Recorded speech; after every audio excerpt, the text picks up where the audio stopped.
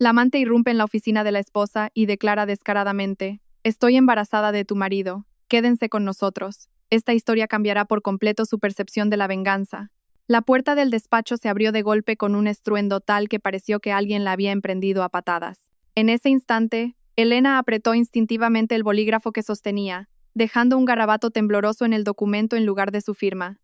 Levantó la cabeza y la vio a ella, a la mismísima Cristina.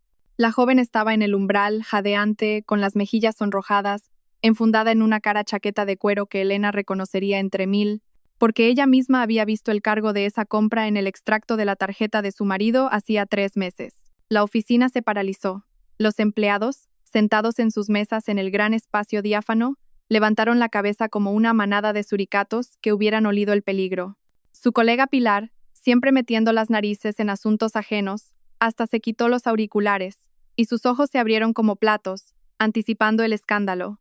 Cristina dio un paso al interior, y sus tacones repiqueteaban contra el suelo de tarima con un ritmo que recordaba al redoble de tambor previo a una ejecución.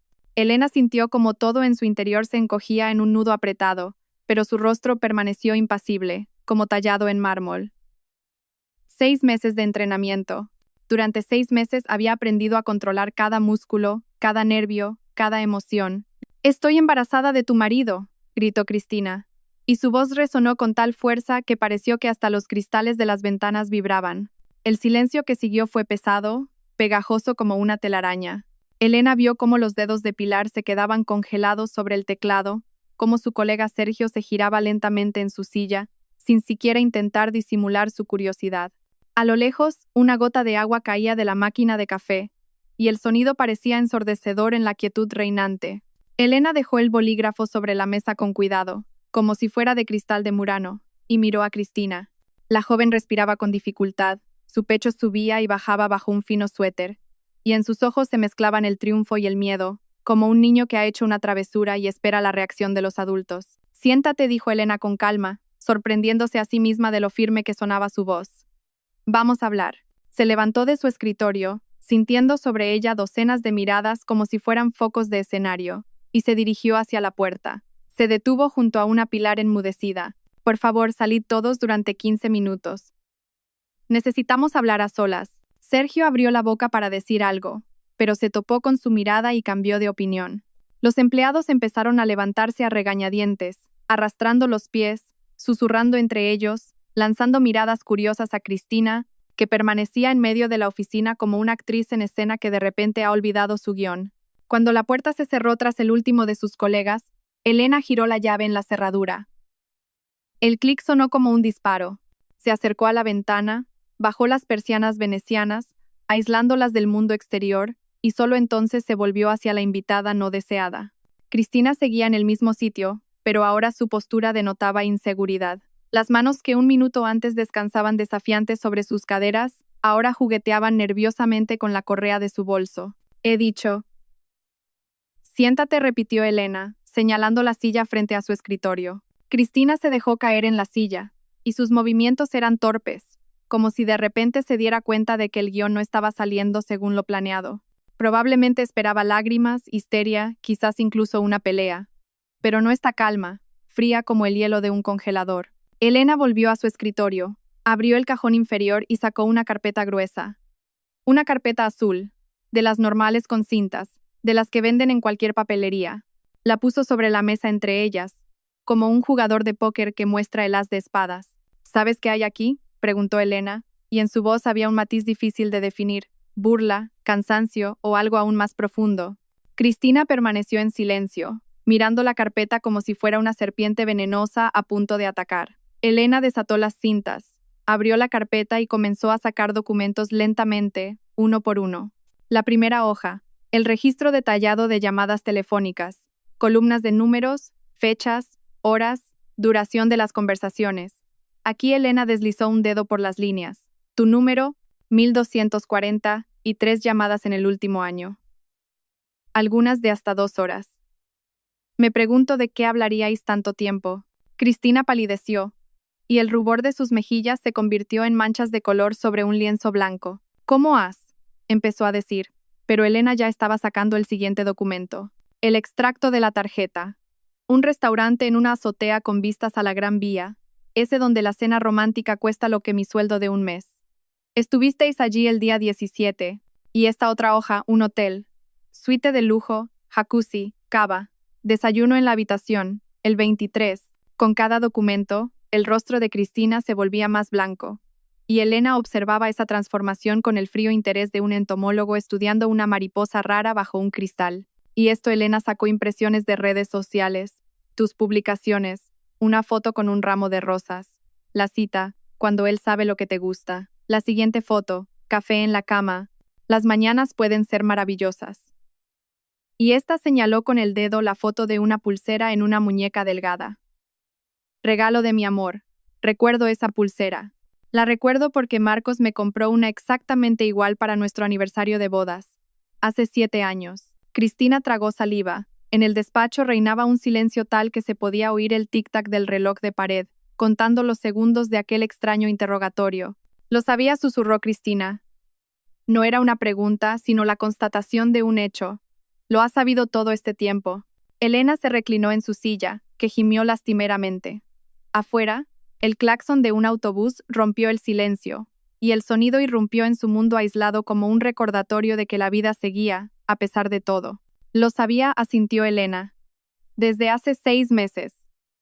Desde el día en que vi un mensaje tuyo en su móvil, se lo dejó en casa, se fue a la ducha y el teléfono vibró en la mesilla de noche. Te echo de menos, mi vida, con un emoticono de corazón. Hizo una pausa, y en esa pausa afloró un recuerdo, vívido y doloroso como un trozo de cristal en una herida. Aquel día había sido normal. Un sábado por la mañana, el sol se colaba por las cortinas y el apartamento olía a café recién hecho. Marco se levantó más tarde de lo habitual, se desperezó, dijo algo sobre ir al gimnasio y se metió en el baño. Y Elena, de pie junto a la ventana con una taza en las manos, veía cómo los niños jugaban al fútbol en el patio, persiguiendo un balón entre los coches aparcados. El teléfono vibró una vez, y otra. Elena se giró, vio la pantalla iluminada en la mesilla, se acercó sin pensar nada malo, solo para dárselo a Marcos. Y lo vio. Te echo de menos, mi vida. El mundo no se derrumbó. No hubo un apocalipsis. Simplemente, algo en su interior hizo un clic silencioso, como un interruptor, y todo cambió. La luz se volvió más fría, el aire más denso, y el café en su taza de repente le supo amargo, aunque le había echado 2 cucharadas de azúcar, como siempre. Elena volvió al presente, encontrándose con los ojos muy abiertos de Cristina. Podría haber montado un escándalo, continuó Elena en voz baja, con un tono distante, como si contara la historia de otra persona. Podría haber despertado a todos los vecinos con mis gritos, haberle tirado todo lo que tuviera a mano, echarle de casa. Pero ¿sabes qué hice? Cristina negó con la cabeza en silencio. Nada. Absolutamente nada. Devolví el teléfono a su sitio. Me terminé el café. Cuando salió de la ducha, le sonreí y le pregunté qué quería para desayunar. Y decidí recopilar información. Volvió a coger la carpeta, sacando nuevas hojas. El contrato de alquiler de tu piso. Muy bonito, ¿verdad? Un apartamento de 2 habitaciones en un edificio nuevo, buena zona, cerca de un parque. Lo paga mi marido, por cierto. Aquí están los recibos de los últimos 8 meses. Cristina cerró los ojos con fuerza, como si sintiera dolor. Y esto Elena sacó varios documentos más. El contrato de financiación del coche. Tu sedán rojo, en el que has venido hoy. El avalista es Marcos. Un crédito a 5 años. Divertido, ¿verdad? Se ha atado a ti con obligaciones financieras durante 5 años, mientras que con su mujer solo tiene 15 años de vida en común y una hija. Hizo una pausa, dejando que la información se asentara, que penetrara en la conciencia de su interlocutora. Cristina permanecía inmóvil. Solo sus manos se apretaban y se relajaban nerviosamente sobre sus rodillas. Pero eso no es todo. Elena sacó otro fajo de hojas. Conversaciones. No contigo, con otra mujer. Empezaron hace un mes. Se llama Laura. Trabaja en su empresa, en el departamento de marketing. Mira, eres especial. Nunca he conocido a nadie como tú. Quiero estar contigo. Cristina se estremeció, como si la hubieran golpeado. Eso no es verdad, balbuceó. No puede ser. Él me quiere a mí. Dijo que se divorciaría, que estaríamos juntos, que yo era la única. Elena esbozó una sonrisa sin una pizca de alegría. Querida, no eres la primera, ni serás la última. Antes de ti estuvo Verónica. Duró 8 meses. Terminó cuando ella empezó a insinuar algo sobre una boda. Antes de Verónica, estuvo Nerea. Esa fue más lista. Se fue ella misma cuando se dio cuenta de que él solo prometía, pero no hacía nada. Hizo una pausa, observando cómo la información se asentaba lentamente en la mente de Cristina, como un castillo de naipes, que, al ser empujado, comienza a tambalearse, a punto de derrumbarse. ¿Por qué? Graznó Cristina. ¿Por qué me enseñas esto? Elena se levantó de la mesa, se acercó a la ventana y entreabrió ligeramente las persianas. Afuera, la vida seguía su curso. La gente se apresuraba a sus quehaceres. Los coches estaban atascados en el tráfico. A lo lejos, unos obreros reparaban la calle, y el sonido de un martillo neumático llegaba hasta allí, al tercer piso. «Porque has venido aquí triunfante», dijo Elena, sin volverse. «Pensabas que me destrozarías con la noticia del embarazo. Pensabas que caería de rodillas, que lloraría, que le suplicaría que se quedara, y él, por supuesto, se iría contigo, la joven, guapa y embarazada. Un cuento de hadas con final feliz. Solo que hay un problema».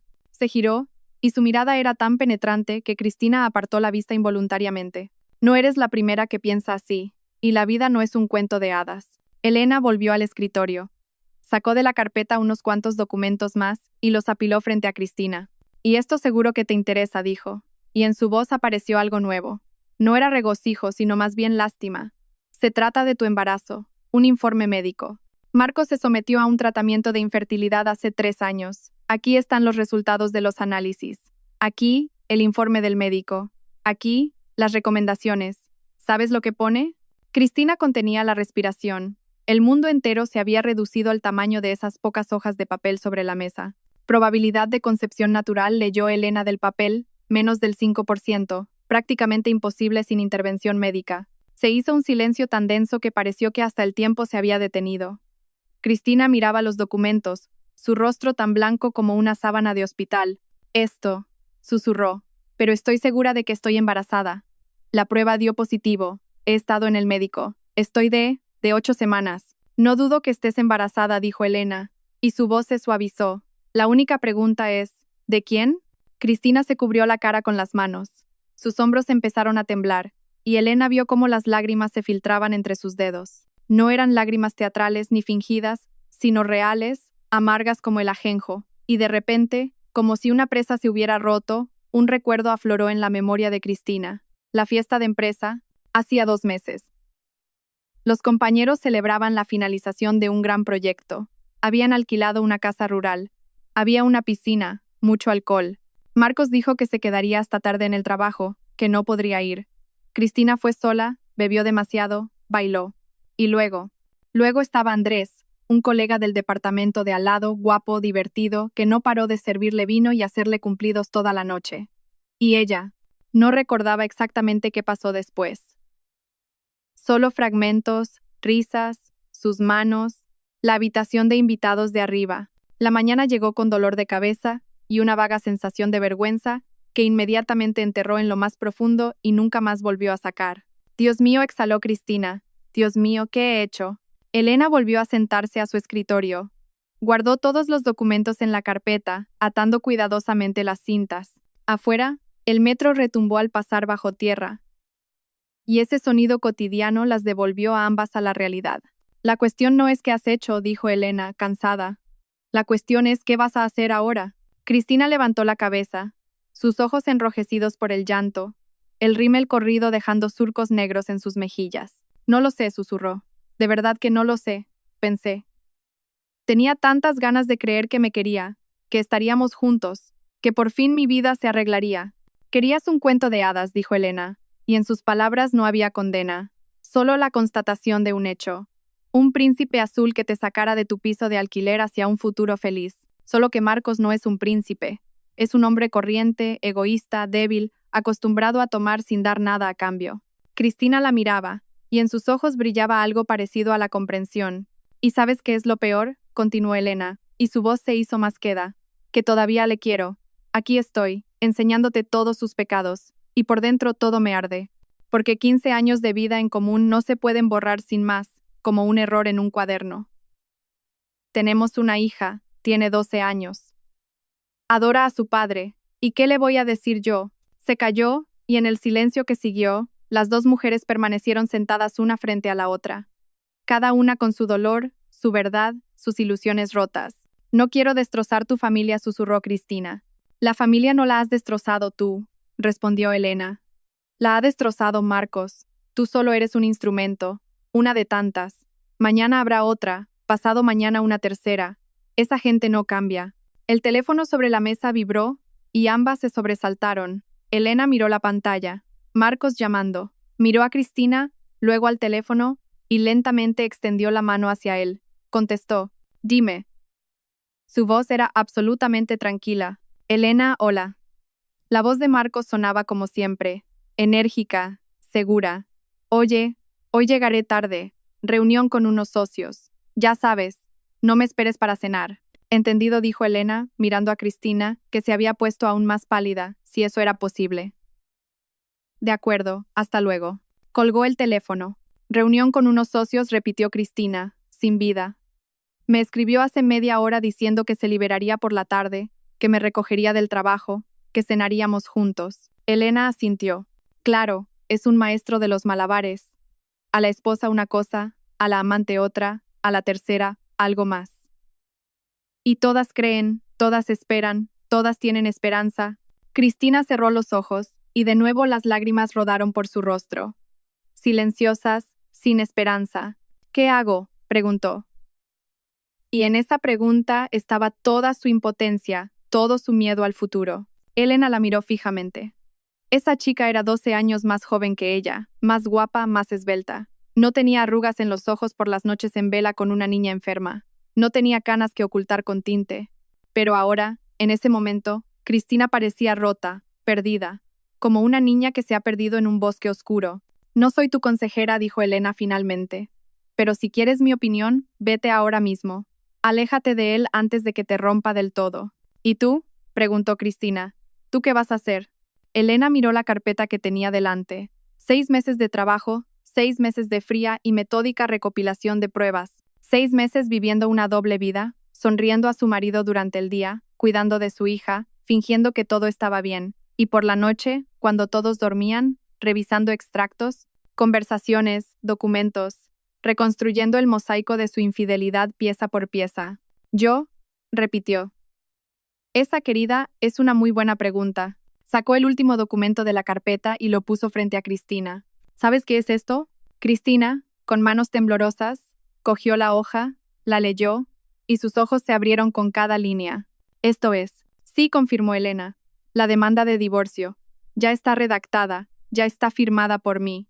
Solo falta presentarla. ¿Y sabes cuándo voy a hacerlo? Cristina negó con la cabeza en silencio. Elena se inclinó hacia adelante, y por primera vez en toda la conversación, algo vivo, ardiente, apareció en sus ojos. Esta noche.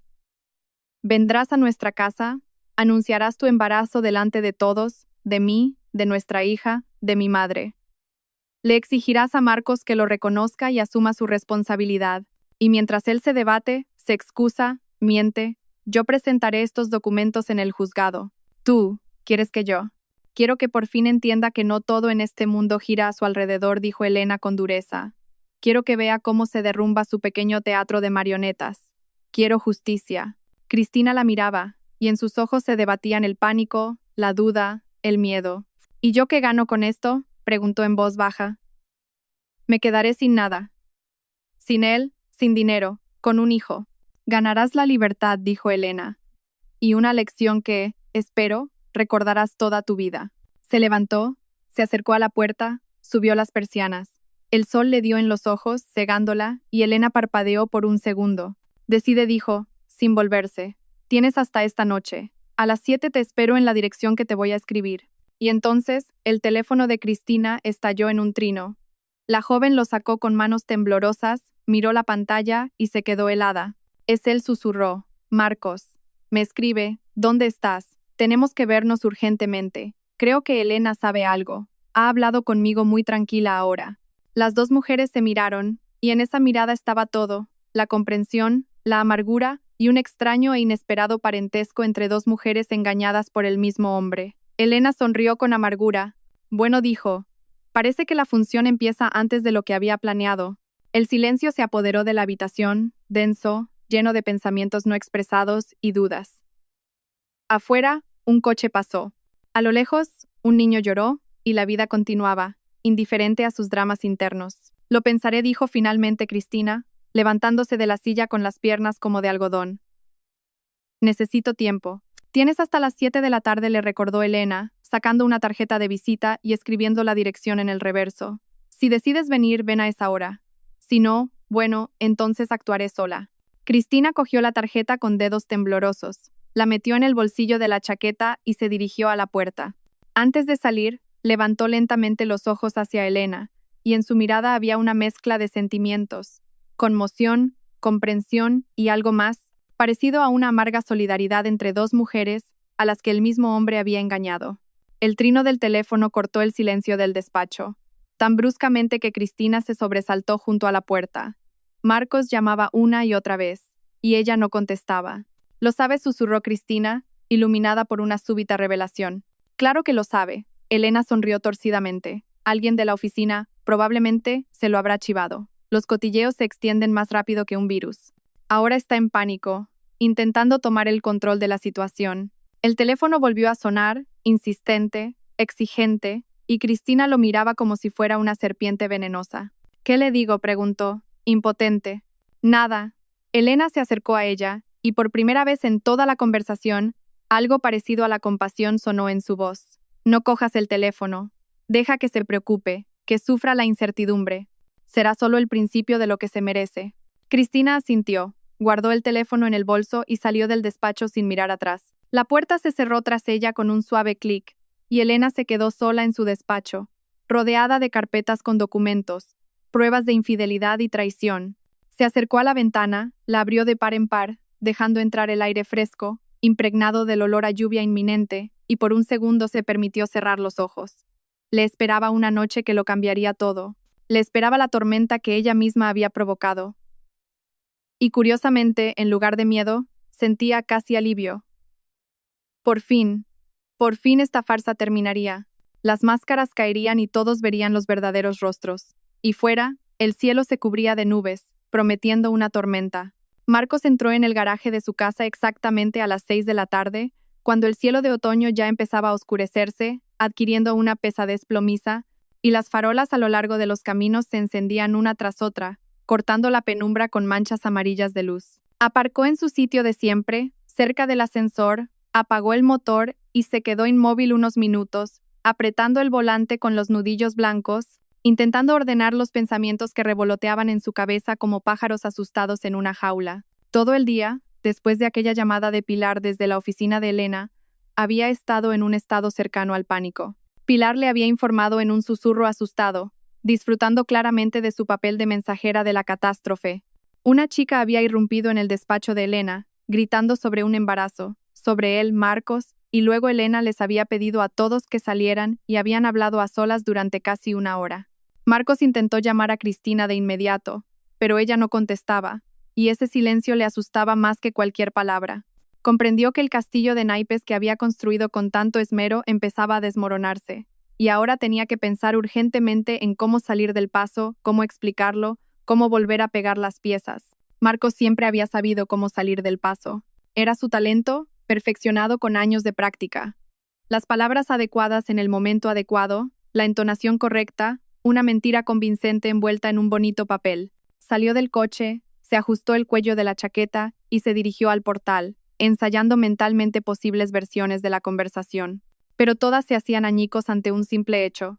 Cristina había estado con Elena, habían hablado, y solo Dios sabía qué le había contado exactamente. Marcos sintió cómo todo en su interior se encogía por un mal presentimiento, ese que suele preceder a una catástrofe. El apartamento lo recibió con un silencio inusual y el olor a carne asada que venía de la cocina. Marcos se quitó los zapatos, colgó la chaqueta en el perchero y aguzó el oído. Desde el salón llegaba el sonido apagado del televisor y en la cocina algo chisporroteaba en una sartén. Todo era como siempre, y esa normalidad, por alguna razón, le asustaba más que si lo hubieran recibido con gritos y acusaciones. «Ya estoy en casa», gritó, esforzándose porque su voz sonara natural, y entró en el salón. María estaba sentada en el sofá, absorta en su móvil, y ni siquiera levantó la cabeza cuando él entró. Su hija tenía 12 años, Esa edad complicada en la que los niños empiezan a distanciarse de sus padres, encerrándose en su propio mundo de dispositivos y amigos. Y Marcos normalmente no le prestaba atención, pero ahora su indiferencia le pareció de algún modo siniestra. María, hola, dijo, acercándose. ¿Qué tal en el cole? Normal, masculló la niña, sin apartar la vista de la pantalla. ¿Has hecho los deberes? Oh, ya. Marcos iba a decir algo más, pero Elena salió de la cocina, secándose las manos con un paño. Y su mirada era tan tranquila, tan normal, que por un segundo llegó a dudar de si realmente había ocurrido lo que Pilar le había contado. Qué temprano hoy, dijo Elena con voz neutra, sin que nada en ella delatara ninguna emoción. Pensaba que te quedarías hasta tarde, en la reunión con los socios. Se canceló, mintió Marcos automáticamente, observando la expresión de su rostro, intentando captar cualquier señal de que ella sabía, de que estaba al tanto. Decidieron posponerla para mañana. Entiendo. Elena asintió. Pues pongo la mesa. Por cierto, he invitado a mi madre. Llegará pronto. Hace mucho que no nos vemos todos juntos. Marcos sintió un vuelco en el estómago. Isabel, su suegra, nunca le había tenido especial aprecio, y él lo sabía, aunque ella nunca lo hubiera dicho directamente. Pero en sus miradas, en sus breves comentarios, siempre se leía algo de recelo, como si viera en él más de lo que mostraba a los demás. ¿Por qué la has llamado?, preguntó, intentando que la pregunta sonara casual. Mañana tiene que trabajar por la mañana. Me apetecía verla. Elena se encogió de hombros. La familia tiene que pasar tiempo junta, ¿no? En esas simples palabras, Marcos intuyó algo amenazador, pero no pudo entender qué era exactamente. Elena volvió a la cocina, y él se quedó de pie en medio del salón, sintiéndose como un actor que ha salido al escenario sin saberse el guión de la obra. Media hora después llegó Isabel, y Marcos le abrió la puerta, fingiendo una cordialidad que no sentía. La suegra cruzó el umbral, lo recorrió con una mirada evaluadora, y entró en el apartamento sin siquiera saludarle. Tenía 62 años, pero parecía más joven, con la espalda recta, el pelo cano recogido en un moño pulcro, y unos ojos que parecían ver a través de la gente. Hola, María. Isabel abrazó a su nieta, que por fin se despegó del móvil y sonrió a su abuela con una sinceridad que no le dedicaba a su padre. Te he echado de menos. Y yo, abuela. María se acurrucó contra ella. Y Marcos de repente sintió una punzada de algo parecido a los celos o el resentimiento. ¿En qué momento se había convertido en un extraño en su propia familia? Se sentaron a la mesa en el salón y Elena empezó a servir los platos. Solomillo asado con patatas, ensalada, pan recién hecho. La conversación no fluía, se producían pausas incómodas, y Marcos sentía cómo aumentaba la tensión, densa como la niebla antes de una tormenta. Isabel permanecía en silencio, comiendo a pequeños bocados y lanzándole de vez en cuando miradas extrañas, como si intentara descifrar algo. El reloj de la pared marcaba las 7:30 cuando sonó el timbre de la puerta. Brusco, insistente, y todos en la mesa se quedaron helados, como si hubieran oído una señal de alarma. ¿Quién puede ser?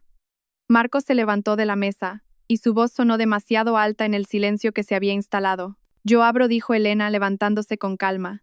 Siéntate y termina de comer. Fue hacia la puerta, y Marcos oyó el clic de la cerradura, el suave chirrido de las bisagras, y luego una voz de mujer, familiar, que le heló la sangre. Hola, soy Cristina. Necesito hablar con Marcos. Claro, pasa. La voz de Elena era tan amable, tan normal, que Marcos pensó por un segundo que se estaba volviendo loco. Justo estamos cenando. Únete a nosotros. Cristina apareció en el umbral del salón, y Marcos vio que su rostro estaba pálido, sus ojos enrojecidos por el llanto, pero en ellos ardía una especie de determinación febril. Se quedó en el umbral, agarrando su bolso, y su mirada se movía entre él y Elena, como un animal acorralado buscando una salida. ¿Qué haces aquí?, consiguió decir Marcos, y su voz sonó ronca, ajena. Cristina, esto no. Estoy embarazada, soltó Cristina, y sus palabras cayeron en el silencio como piedras en un abismo. De ti. Y prometiste que te divorciarías, que estaríamos juntos. ¿Qué? Isabel se levantó bruscamente de la silla, y su rostro se puso blanco. ¿De qué está hablando Marcos? María permanecía inmóvil, mirando a Cristina con los ojos muy abiertos, y sus labios temblaban, como si intentara decir algo pero no pudiera articular palabra. Esto es un malentendido. Marcos se levantó de un salto, derribando la silla, que cayó al suelo con estrépito. Está loca. No sé qué se ha inventado, pero es una tontería. Una tontería. Cristina dio un paso hacia la habitación, y ahora en su voz había histeria mezclada con desesperación. ¿Llamas tontería a un año de relación? ¿Llamas tontería a todas tus promesas? Estoy embarazada, Marcos. Dentro de mí está creciendo un bebé, y tú eres el padre. Yo no soy el padre, gritó Marcos. Y en ese grito había pánico, el miedo animal ante un mundo que se derrumbaba. Mientes. Ese niño no es mío. El silencio que siguió a esas palabras fue ensordecedor. María se cubrió la cara con las manos y rompió a llorar. En silencio, sin esperanza. Y esos sollozos fueron el sonido más terrible que Marcos había oído jamás. Isabel se dejó caer de nuevo en la silla, y su rostro parecía tallado en piedra. Entonces, admites que teníais una relación, dijo Elena, y su voz era tan fría que un escalofrío recorrió la espalda de Marcos. Simplemente niegas la paternidad. Elena, yo. No es lo que piensas. Marcos dio un paso hacia su mujer, pero ella levantó una mano, deteniéndolo. No te acerques, pronunció en voz baja. Pero en esa voz baja había tal fuerza que él se quedó paralizado. No te atrevas a acercarte a mí. Mamá, sollozó María. ¿Qué está pasando? Papá, di que no es verdad, dilo. Marcos miró a su hija, a su rostro lloroso, lleno de desesperación y súplica, y comprendió que, dijera las palabras que dijera ahora, todo estaba acabado. Su princesita, a la que había acunado en sus brazos, enseñado a montar en bicicleta, protegido de todos los males, lo miraba como si fuera un monstruo. María, cariño. Extendió las manos hacia ella, pero la niña retrocedió, pegándose a su abuela. No la toques. Isabel abrazó a su nieta, protegiéndola, y la mirada con la que fulminó a Marcos estaba tan llena de desprecio que él se sintió miserable. Ya has hecho suficiente. No quería, empezó Marcos, intentando encontrar palabras que pudieran arreglar algo. Simplemente pasó. No lo planeé. Fue un error. ¿Un error? Cristina se rió histéricamente. ¿Un año es un error? Todas tus promesas, todos tus juramentos, el piso que me alquilaste, el coche, ¿todo eso es un error? ¿Qué? Isabel levantó la cabeza. ¿Le alquilaste un piso? ¿Con qué dinero? Con el de nuestra familia, respondió Elena en su lugar, y su voz era tranquila, como si estuviera comentando el tiempo. Durante 8 meses pagó el piso de su amante. Además del crédito del coche, donde él es el avalista, más regalos, restaurantes, hoteles, en total, en un año se ha ido aproximadamente mi sueldo anual. Elena Marcos sintió que el suelo se abría bajo sus pies. ¿Cómo? ¿Cómo lo sé? Elena sonrió, y en esa sonrisa no había ni una pizca de alegría. Lo sé todo, Marcos. Cada llamada, cada encuentro, cada gasto. Durante 6 meses he estado recopilando información. Durante 6 meses he guardado silencio, observando cómo me mentías a la cara cada día. Marcos sintió cómo todo se derrumbaba en su interior, cómo los muros que había construido se desmoronaban uno tras otro. Intentó recomponerse, encontrar algún clavo ardiendo al que agarrarse. Trabajaba mucho, dijo, y él mismo se dio cuenta de lo patético que sonaba. Estaba estresado, tú te volviste fría, en casa solo había rutina. Conversaciones sobre facturas y sobre la niña.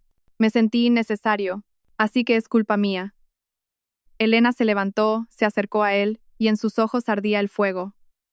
Yo soy la culpable de que me engañaras. Yo soy la culpable de que mintieras. Yo soy la culpable de que gastaras nuestro dinero en tu amante. No, no quise decir eso. Marcos retrocedió y sintió la pared fría contra su espalda. Solo intento explicarlo. ¿Explicarlo? Isabel se levantó, aún abrazando a su nieta llorosa. Explicar cómo has traicionado a tu familia, cómo has destrozado la vida de tu hija. Sabes, siempre sentí que algo no iba bien contigo. Hablabas con demasiada facilidad, prometías cosas demasiado bonitas. Y ahora veo quién eres en realidad. Un cobarde y un mentiroso. Usted no tiene derecho a hablar así, replicó Marcos, sintiendo cómo todo en su interior hervía de ira y resentimiento.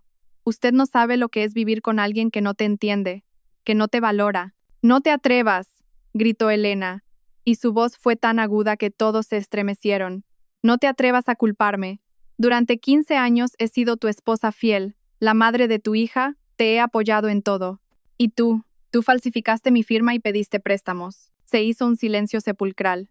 Cristina miraba a Marcos con los ojos muy abiertos, como si lo viera por primera vez. ¿Tú falsificaste su firma? Susurró. ¿Eres un delincuente? No es un delito. A Marcos le hubiera gustado que se lo tragara la tierra. Necesitaba dinero para el negocio.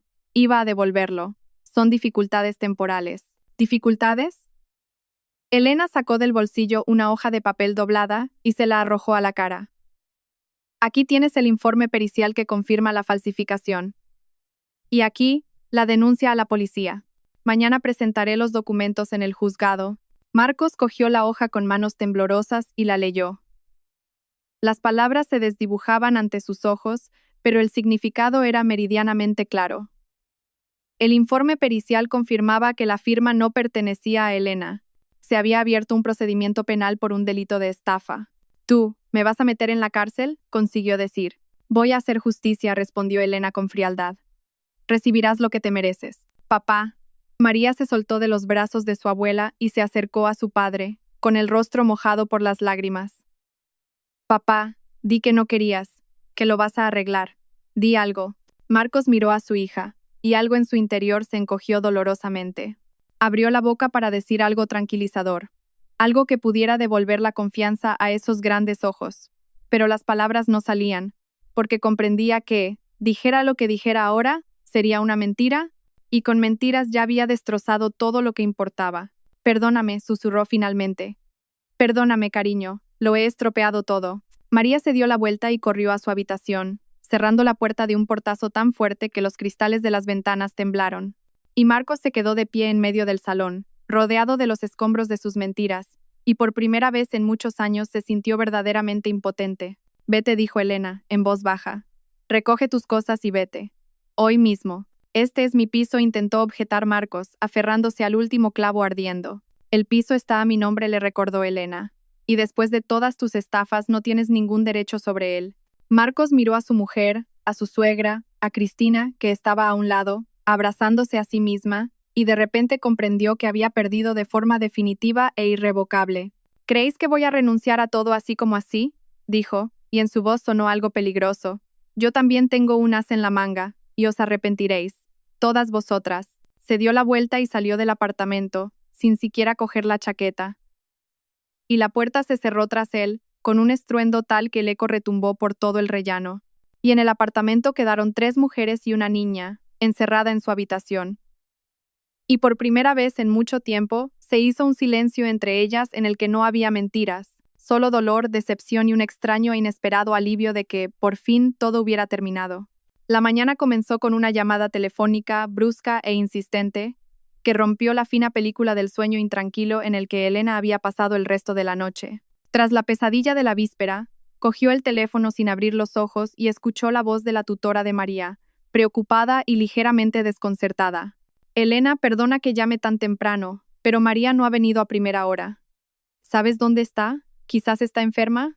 Elena se incorporó en la cama tan bruscamente que le martillaron las sienes, y el corazón se le hundió en el pecho, en un frío vacío de miedo. Su mirada se desvió hacia el reloj de la mesilla. Las 9:30 de la mañana. Se levantó de un salto, se puso una bata y salió corriendo al pasillo, donde en el perchero debería estar la mochila de María. El gancho estaba vacío. «Lo compruebo ahora y te devuelvo la llamada», consiguió decir Elena, y sin despedirse, corrió a la habitación de su hija. La puerta estaba cerrada, y la abrió tan bruscamente que golpeó contra la pared. La cama estaba hecha con esmero, la mesa ordenada, los libros de texto apilados, como si María se hubiera preparado para las clases. Pero la niña no estaba. Elena abrió el armario, revisó el baño, la cocina, el balcón. Su respiración se volvía cada vez más rápida y superficial, y en su pecho crecía el pánico denso y pegajoso como la melaza. «María», gritó, sabiendo que era inútil, que el apartamento estaba vacío, pero incapaz de detenerse. «María, ¿dónde estás?» Isabel, que se había quedado a dormir en el sofá del salón, acudió corriendo, asustada, con el pelo cano revuelto y cara de sueño. «¿Qué pasa? ¿Por qué gritas?» «María no está». Elena corría por el apartamento, mirando en cada rincón, como si una niña de 12 años pudiera esconderse detrás de una cortina o debajo de una mesa. «No está en el colegio. No está en casa. Mamá no está». Registraron el apartamento una vez más, metódicamente, mirando incluso donde el sentido común sugería que la niña no podía estar. Entonces, Isabel encontró una nota sobre la mesa de la cocina, apoyada contra el salero, escrita con la conocida y amplia caligrafía de Marcos, en una hoja arrancada de un bloc de notas. «La niña está conmigo. ¿Quieres verla? Retira la demanda del juzgado. M». Elena leyó esas líneas una vez, y otra, Y con cada lectura, crecía en su interior una furia tan ardiente y devoradora, que por un segundo todo se tiñó de una neblina roja ante sus ojos. Se había atrevido. Se había atrevido a usar a su hija como moneda de cambio en este juego sucio. Siseó Isabel, arrancándole la nota de las manos. Ha secuestrado a su propia hija. Hay que llamar a la policía inmediatamente. Espera. Elena agarró a su madre de la mano, intentando ordenar sus pensamientos, que revoloteaban como gorriones asustados. Si llamamos a la policía, se convertirá en algo público. Se armará un escándalo. ¿Y si él? ¿Y si le hace algo? No se atreverá, dijo Isabel con dureza, pero en sus ojos brilló el miedo. Es su hija. Ayer también era su padre, pero eso no le impidió huir y dejarla llorando. Elena marcó el número de Marcos con dedos temblorosos, y cada tono de llamada retumbaba como un martillo en sus sienes. Marcos contestó al quinto tono, y su voz sonaba tranquila, incluso con cierta pereza, como si estuviera tumbado en la playa en lugar de tener como rehén a su propia hija. Elena, buenos días. ¿Has dormido bien? ¿Dónde está mi hija? Gritó Elena, y su voz se quebró en un chillido. ¿Dónde está María, desgraciado? Nuestra hija, la corrigió Marcos, y en su tono aparecieron notas de acero. Y está conmigo, a salvo. Lo estamos pasando muy bien, ¿verdad, cariño? Elena oyó cómo apartaba el teléfono de la oreja, y por el altavoz se oyó la voz de María, tímida, asustada. Mamá. Papá dijo que querías meterlo en la cárcel, que nos quedaríamos sin dinero, que nos echarían del piso. María, eso no es verdad, gritó Elena. Pero Marcos ya había vuelto a acercar el teléfono. ¿Ves cómo disgustas a la niña?, dijo con tono de reproche. ¿Para qué gritar? Hablemos con calma. Como adultos. ¿Como adultos? Elena sintió cómo todo en su interior temblaba de rabia e impotencia. Has secuestrado a nuestra hija y exiges hablar con calma. No la he secuestrado, simplemente la he traído conmigo. Marcos hablaba como si fuera lo más natural del mundo. Tengo derecho a pasar tiempo con mi propia hija, ¿no? Y que haya decidido quedarse conmigo es su elección.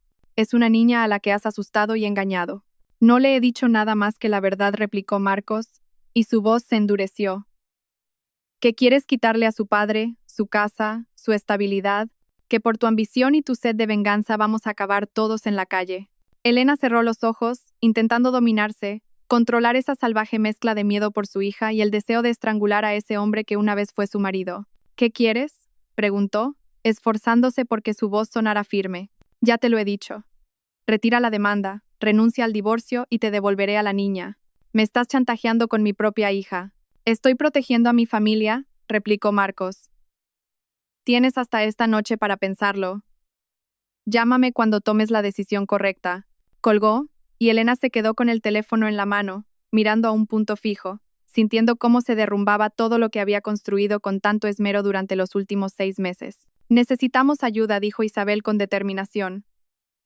Ayuda profesional. ¿Tienes abogado? Elena negó con la cabeza. El abogado de ayer, que preparó los papeles del divorcio, era bueno en el trabajo de oficina, pero claramente no estaba preparado para tal giro de los acontecimientos. Necesitaba a alguien más, alguien que supiera cómo luchar contra hombres como Marcos. Una compañera de trabajo, Marta, tuvo una situación similar hace un año, recordó febrilmente.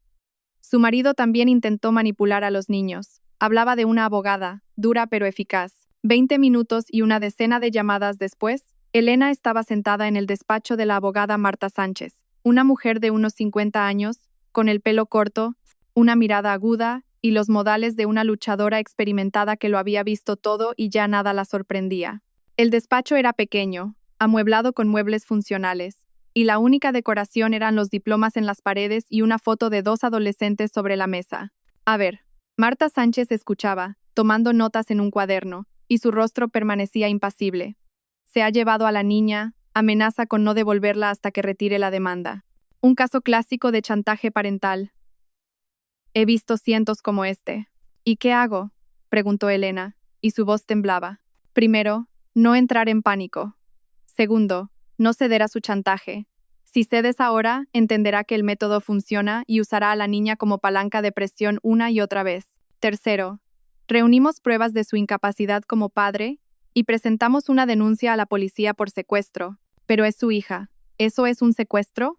Según la ley, Si se ha llevado a la niña sin tu consentimiento y la retiene contra la voluntad de la madre, que tiene la custodia, se considera secuestro, explicó Marta. Además, tenemos el chantaje, que en sí mismo es un delito penal. ¿Qué pruebas tienes de su comportamiento inapropiado? Elena recordó el video de hacía un mes, cuando Marcos llegó a casa borracho y montó un escándalo, gritándole, tirando cosas, y ella, temiendo por su seguridad y la de su hija, lo grabó todo con el teléfono. Tengo un video donde está borracho, agresivo, y los vecinos oyeron cómo gritaba, cómo amenazaba. Excelente, Marta Sánchez asintió. Eso nos ayudará. También tenemos que demostrar que es propenso a la manipulación y utiliza a la niña para sus propios fines. ¿Tienes la grabación de la conversación de hoy? No, no se me ocurrió grabar. No importa. La próxima conversación la grabas. Y ahora vamos a la policía, ponemos la denuncia, y luego al juzgado para solicitar una orden de alejamiento temporal que le prohíba comunicarse con la niña sin tu presencia. Hay que actuar rápido y con contundencia. De lo contrario, notará tu debilidad.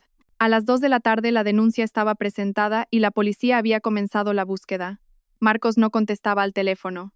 Su móvil estaba apagado, pero el trabajo de investigación reveló que su coche había sido captado por las cámaras cerca de la casa de campo de su amigo Javier.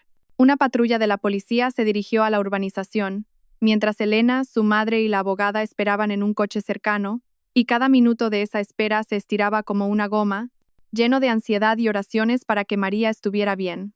Cuando los policías sacaron a Marcos de la casa, parecía desconcertado y enfadado a la vez, y María caminaba detrás, pálida, con los ojos llorosos. La niña vio a su madre, se zafó de un policía y corrió hacia Elena, hundiendo la cara en su hombro y rompiendo a llorar con tal fuerza que sus hombros se sacudían.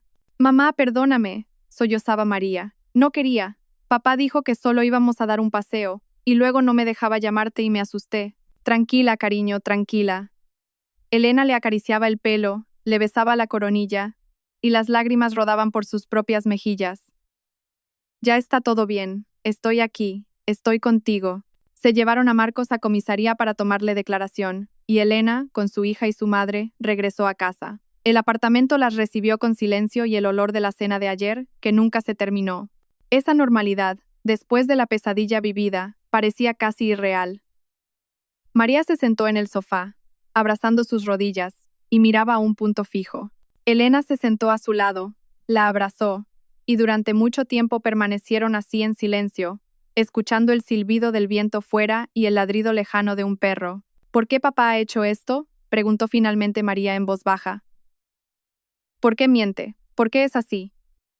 Elena suspiró, buscando las palabras que pudieran explicar lo inexplicable, hacer comprensible lo que ella misma apenas lograba asimilar. «Sabes, cariño, a veces los adultos cometen errores, errores grandes y terribles.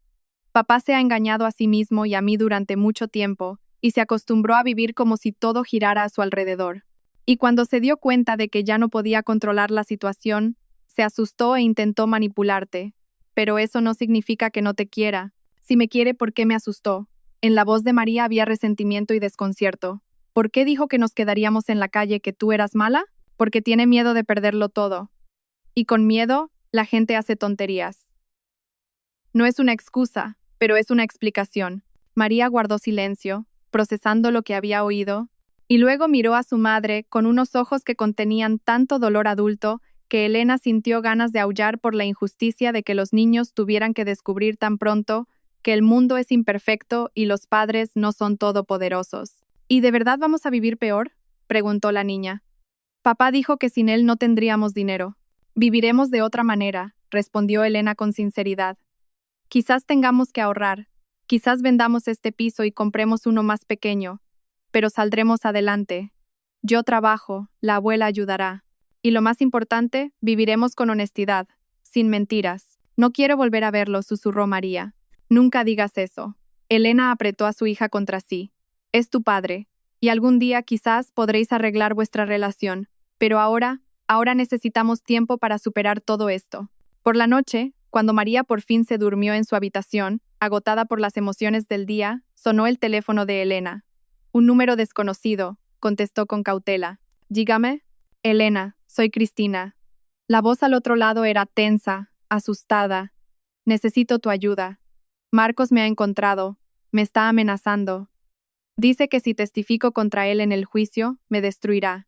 Publicará fotos íntimas mías en internet, les contará a mis padres y en mi trabajo que me acostaba con un hombre casado. No sé qué hacer. Elena cerró los ojos, sintiendo como el cansancio se apoderaba de ella como un peso abrumador. ¿Cuándo terminaría esto? ¿Cuándo los dejaría a todos en paz? ¿Dónde estás ahora?, preguntó. En casa. Me llamó hace media hora. Tengo miedo de que venga. No le abras la puerta a nadie. Mañana por la mañana ven a mi casa y vamos juntas a ver a la abogada. Actuaremos juntas. Tras colgar, Elena se acercó a la ventana y miró la ciudad nocturna, donde las luces brillaban en las ventanas y la gente vivía sus vidas, ajena a su dolor, a su lucha. Y por primera vez en esos días terribles, no sintió miedo, sino rabia. Una rabia fría y racional de una mujer que ya no estaba dispuesta a ser una víctima. La cafetería de la esquina, con sus grandes ventanales y su olor a croissants recién hechos, estaba medio vacía a esa hora de la mañana, cuando los oficinistas ya se habían dispersado por sus despachos y los jubilados aún no habían comenzado sus tranquilos paseos. Elena estaba sentada en una mesa junto a la ventana, observando cómo pasaban los coches y se apresuraban los peatones. Y ese ajetreo cotidiano parecía casi irreal después de la pesadilla de ayer con el secuestro de su hija. Cristina apareció puntualmente a las 10, como habían acordado, y tenía un aspecto agotado, ojeras oscuras, el pelo recogido descuidadamente en una coleta, sin maquillaje. Se dejó caer en la silla frente a Elena y apoyó las manos en la mesa. Elena notó que le temblaban. Gracias por aceptar verme, dijo Cristina en voz baja, con la voz ronca por la falta de sueño o el llanto. No sabía a quién más recurrir. Una camarera les trajo 2 cafés con leche, y permanecieron en silencio hasta que la joven se retiró tras la barra. Elena rodeó la taza con las manos, sintiendo el agradable calor, y miró a Cristina con atención. Cuéntame con más detalle lo que te dijo. Cristina sacó su teléfono y reprodujo la grabación de su última conversación con Marcos. Su voz sonaba apagada por el altavoz, pero las palabras eran claras, y con cada frase, el rostro de Elena se endurecía más. ¿Crees que puedes testificar contra mí así como si nada? ¿Has olvidado quién pagaba tu piso? ¿Quién te ayudó con el coche? Tengo fotos tuyas, íntimas. ¿Recuerdas? Un clic y se las envío a todos tus amigos, a tus padres, a tus compañeros. Serásselasme reír. Y sobre el niño, les contaré a todos que te acostabas con cualquiera. Cristina detuvo la grabación, y las lágrimas rodaron por sus mejillas, silenciosas, sin esperanza. Tiene razón, susurró. Realmente tiene esas fotos. Las hicimos una vez, un romanticismo estúpido. Pensé que nos queríamos, y ahora las usa como un arma. Si mis padres se enteran, si se enteran en el trabajo, no sobreviviré a esa vergüenza.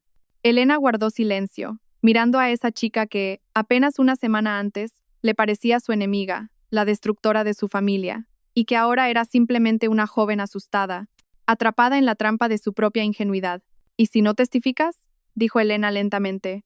Él se librará de su responsabilidad y seguirá haciendo lo mismo con otras. ¿Estás dispuesta a cargar con eso en tu conciencia? ¿Qué puedo hacer?, sollozó Cristina, secándose las lágrimas con una servilleta. Puedo perderlo todo, mi trabajo, mi familia, el respeto. No soy tan fuerte como tú, no podré. Algo se conmovió en el interior de Elena. Se recordó a sí misma hacía 6 meses, cuando vio por primera vez aquel mensaje en el móvil de su marido, y como todo en su interior se rompió, se precipitó a un abismo de desesperación. Ella tampoco era fuerte entonces, simplemente aprendió a fingir. La fuerza no es la ausencia de miedo, dijo Elena en voz baja. Es la capacidad de actuar a pesar del miedo. ¿Y sabes qué? No estás sola. Iremos juntas a ver a la abogada, y ella nos dirá cómo protegernos de sus amenazas. El chantaje es un delito penal. Si grabamos sus palabras, si obtenemos pruebas, se acorralará a sí mismo. Cristina levantó la cabeza, y en sus ojos brilló una pequeña chispa de esperanza. ¿De verdad me ayudarás? Después de todo lo que he hecho, te ayudaré porque es lo correcto, respondió Elena, y porque tú también eres su víctima, aunque de otra manera. 1 hora después, las 3 estaban sentadas en el despacho de Marta Sánchez. La abogada, tras escuchar el relato de Cristina y la grabación de las amenazas de Marcos, asintió con la sombría satisfacción de quien ha conseguido el as que necesitaba. Excelente. Esto es chantaje puro y duro, con amenaza de difusión de material íntimo. Hay un artículo en el Código Penal para esto. La pena es grave. Ahora necesitamos otra grabación donde repita sus amenazas de forma más clara. Cristina, ¿estás dispuesta a reunirte con él y grabar la conversación? Tengo miedo, admitió Cristina. La reunión será en un lugar público, la tranquilizó Marta. Y cerca habrá una persona de nuestra confianza para tu seguridad. Tú solo hablas, y la grabadora en tu bolso lo registra todo. ¿Puedes hacerlo? Cristina miró a Elena en busca de apoyo, y ésta asintió. Lo harás bien, estaremos cerca. La reunión se fijó para esa misma tarde en un parque cerca de un centro comercial, un lugar siempre concurrido donde Marcos no se atrevería a usar la violencia física. Cristina llegó antes, se sentó en un banco junto a una fuente, y en su bolso, escondida entre el neceser y la cartera, llevaba una grabadora encendida. No muy lejos, fingiendo leer un periódico, estaba sentado un hombre de unos 40 años, contratado por la abogada como testigo y para su seguridad. Marcos apareció puntualmente a las 7, con mal aspecto, sin afeitar, con la camisa arrugada y la mirada apagada de quien no ha dormido en toda la noche. Se sentó junto a Cristina y su rostro se contrajo en una mueca que pretendía ser una sonrisa. «Bueno, ¿has recapacitado?», preguntó con voz cansada. «¿Has entendido que no te conviene enfrentarte a mí? Marcos, ¿por qué me amenazas?». Cristina intentaba hablar con calma, pero su voz temblaba traicioneramente. «Estuvimos juntos. Pensé que me querías. Te quise», esbozó una sonrisa torcida. «Hasta que fuiste a ver a mi mujer y montaste este circo. ¿Sabes lo que has hecho? Has destrozado mi familia, me has quitado mi casa. Mi hija ahora me mira como a un monstruo, y todo por tu estupidez». «Fuiste tú quien destrozó a tu familia», replicó Cristina, y en su voz apareció una nueva firmeza. «Nos engañaste a las dos. Nos utilizaste a las dos». Marcos se giró bruscamente hacia ella, y en sus ojos brilló la ira. «¿Utilizaros? Te di todo, un piso, un coche, dinero. ¿Y tú qué? Vienes con tus exigencias, con ese estúpido embarazo que ni siquiera es mío. ¿Y por eso vas a arruinar mi vida?», preguntó Cristina. «¿Publicar fotos íntimas, contarle a todo el mundo lo mala que soy? ¿Qué me queda?». Marcos alzó la voz, y varios transeúntes se giraron. «Si testificas en el juicio, me meterán en la cárcel. Lo perderé todo. Así que sí, si no retiras tu testimonio, haré que tu vida sea un infierno. Subiré todas tus fotos a internet, escribiré a tus padres, a tus jefes, contaré lo fácil que eres, cómo te acostabas con un hombre casado esperando sacar tajada». Su voz se rompió en un grito, y un guardia de seguridad del centro comercial ya se dirigía hacia ellos cuando Cristina se levantó rápidamente. «Ya veo quién eres en realidad», dijo con una calma sorprendente. «Adiós, Marcos». Se alejó a paso rápido, mientras Marcos se quedaba sentado en el banco, con la cabeza entre las manos. Desde la distancia, no parecía un villano peligroso, sino simplemente un hombre roto y desesperado, alcanzado por las consecuencias de sus propios actos. Al día siguiente, la grabación fue entregada a la policía, y al caso de falsificación de documentos se añadió otra acusación: chantaje y amenaza de difusión de material íntimo. El juicio se fijó para 3 semanas después, y esas semanas se hicieron insoportablemente largas, llenas de reuniones con abogados, recopilación de documentos adicionales y noches en vela. La vista se celebró en una pequeña sala que olía a papeles viejos y a aburrimiento burocrático. Elena estaba sentada a un lado, Marcos al otro, y entre ellos había un abismo ya insalvable. La jueza, una mujer de unos 50 años con gafas sujetas por una cadena, estudiaba atentamente los documentos y escuchaba los testimonios, con el rostro impenetrable. Cristina testificó, habló de su año de relación, de las promesas de Marcos, del embarazo, del chantaje. Marcos intentó justificarse, habló de estrés, de que lo habían provocado, de que no quería hacer daño a nadie, pero las pruebas eran irrefutables: grabaciones, documentos, testimonios. La sentencia fue clara e inapelable: matrimonio disuelto. Todos los bienes gananciales se repartirían teniendo en cuenta que la mayor parte estaba a nombre de Elena, y la niña se quedaría con ella. Marcos estaba obligado a pagar una pensión alimenticia. La custodia de la hija quedaba en manos de la madre, con derecho del padre a visitas solo con el consentimiento de la niña y en presencia de la madre. En cuanto al caso penal por falsificación de documentos y chantaje, el asunto se remitía a la siguiente fase de instrucción. Marcos salió del juzgado con el rostro de un hombre que lo había perdido todo. Sus amigos, al enterarse de sus estafas y deudas, le dieron la espalda uno tras otro. En el trabajo, después de que la información sobre el proceso judicial se filtrara a los medios, le pidieron amablemente que presentara su dimisión. La habitación alquilada en las afueras de la ciudad a la que se mudó era pequeña, con el papel de las paredes desconchado y vistas a un muro gris, y la vida de las que se quedaron comenzó a reconstruirse lentamente. Elena vendió el piso grande, saldó los préstamos que Marcos había contraído y compró un modesto apartamento de 2 habitaciones en un barrio tranquilo. Isabel se mudó con ellas, y 3 generaciones de mujeres abuela, madre y nieta, aprendieron a vivir de nuevo, apoyándose mutuamente. María empezó a ir al psicólogo del colegio, y poco a poco las heridas comenzaron a cicatrizar, aunque la confianza en su padre estaba rota, quizás para siempre. A Elena la ascendieron en el trabajo, reconociendo su profesionalidad y su capacidad para manejar situaciones de crisis, y ahora dirigía un departamento entero. Cristina también encontró la fuerza para seguir adelante. Les contó la verdad a sus padres, esperando su condena, pero recibió su apoyo. Su madre fue a verla, la abrazó y le dijo que todos cometemos errores, que lo importante es saber enmendarlos. Cristina encontró a Andrés, el verdadero padre del niño, y se lo confesó todo. Andrés no estaba preparado para una relación seria, pero aceptó ayudarla económicamente y participar en la vida del niño. Y eso fue suficiente para empezar. Pasaron 6 meses. Un día, Elena volvía del trabajo por el centro de la ciudad cuando lo vio. Marcos estaba en una esquina, esperando el semáforo en verde, y parecía envejecido, apagado, como si en esos 6 meses hubiera vivido 10 años. Sus miradas se cruzaron por un instante, y Elena vio en sus ojos algo parecido a una súplica, el deseo de hablar, de explicarse.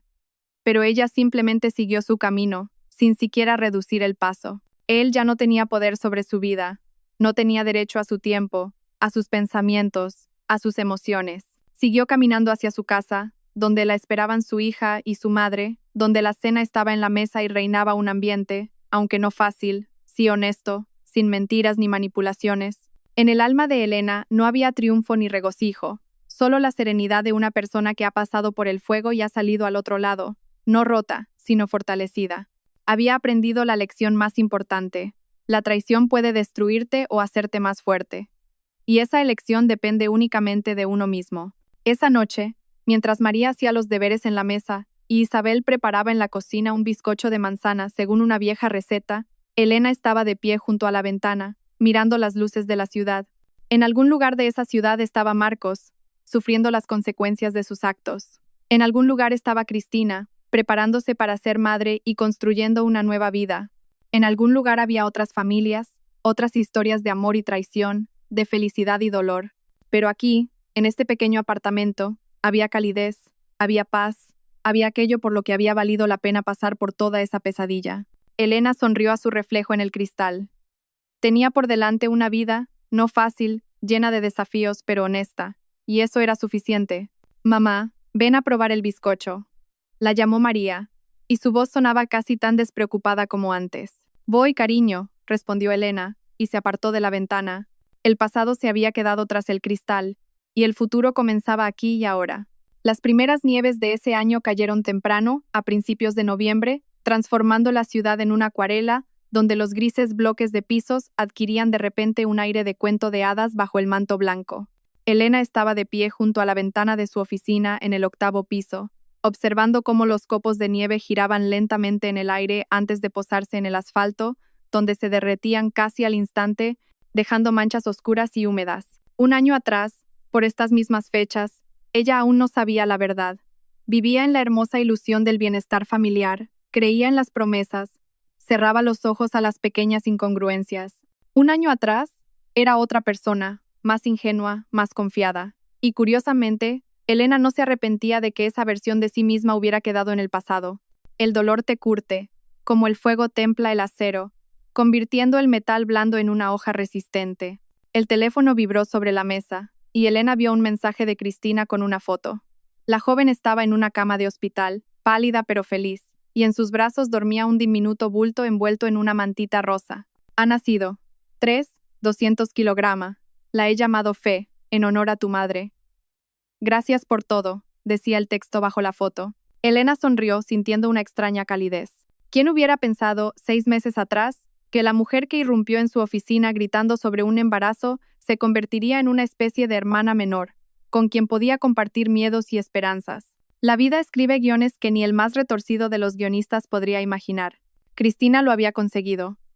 Encontró la fuerza para admitir sus errores, contarle la verdad a Andrés, aceptar su ayuda sin exigir más. Consiguió un nuevo trabajo, alquiló un pequeño apartamento de una habitación más cerca de sus padres, aprendió a vivir no con el dinero de otros, sino con el suyo propio, aunque fuera modesto. Y ahora era madre, y tenía por delante un largo camino, lleno de noches en vela, risas de bebé y ese amor incondicional que cambia a una persona para siempre. Y Marcos, Elena intentaba no pensar, aunque de vez en cuando le llegaban noticias a través de conocidos comunes. El juicio lo condenó a una pena suspendida por la falsificación de documentos y a una multa por el chantaje. No había encontrado un trabajo decente. Sobrevivía con trabajos esporádicos. Vivía en la misma habitación de las afueras. Intentó ver a María varias veces, pero la niña se negaba, y Elena no insistía. La herida era demasiado reciente, demasiado profunda, y el tiempo era el único médico que podría curarla, si es que podía. A veces, Elena se sorprendía sintiendo lástima por él. No perdón. No, el perdón era un largo camino que aún no había recorrido por completo, pero sí lástima, porque veía en su destino el resultado de sus propias elecciones. Podría haberse detenido en cualquier momento, admitir sus errores, pedir perdón, empezar a enmendar las cosas, pero en su lugar, eligió la mentira, la manipulación, el chantaje, y ahora pagaba por esas decisiones con soledad y la pérdida de respeto. La puerta del despacho se entreabrió y asomó la secretaria, Pilar, la misma que un año atrás había observado con tanta curiosidad el escándalo con Cristina. Elena, en media hora tienes la reunión con el nuevo cliente. Los documentos están listos. Gracias, Pilar. Elena asintió, volviendo a su escritorio, donde había carpetas con proyectos, contratos, planes. El trabajo la salvaba, llenaba sus días de sentido y propósito. El ascenso no solo fue una mejora económica, sino también el reconocimiento de su profesionalidad, su capacidad para resistir los golpes del destino sin romperse. Sus colegas la respetaban, sus subordinados la valoraban, y Elena aprendió a aceptar ese éxito no como una compensación por el dolor, sino como una merecida recompensa por su esfuerzo. Por la noche, en casa, les esperaba una cena de celebración. María había sacado un sobresaliente en el examen de matemáticas, una asignatura que siempre le había costado. Isabel había horneado su bizcocho de manzana favorito, y el apartamento se llenó del aroma a canela y vainilla, ese aroma a hogar que no se puede fingir ni comprar.